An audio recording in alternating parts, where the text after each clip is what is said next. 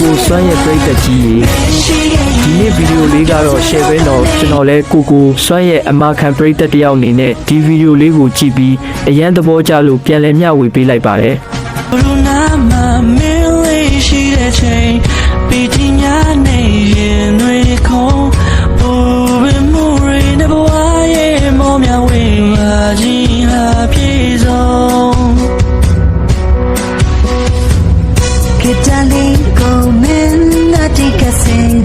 ကိုကတချင်များဆိုမဲလေး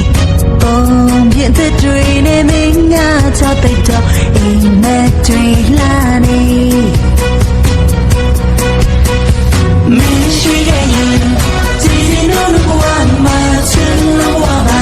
နေရောက်သေးတော့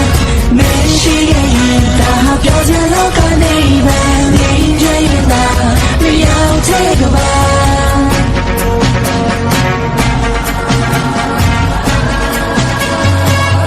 ဒီဆောက်ချင်းတွေဟာခဲရင်လဲခွဲအကုန်ပြစီပုံလဲကူတဲ့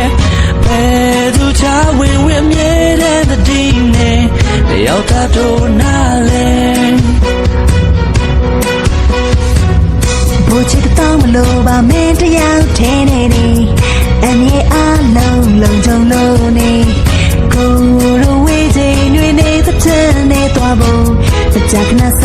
နောက်ထပ်လည်းကိုစွမ်းရဲ့ဗီဒီယိုအလန်းတွေဆက်တင်ပေးသွားဦးမှာမို့ကျွန်တော် channel လေးကို subscribe နှိပ်ပြီးစောင့်မျှော်ပေးကြပါဦးနော်အားလုံးပဲကျေးဇူးတင်ပါတယ်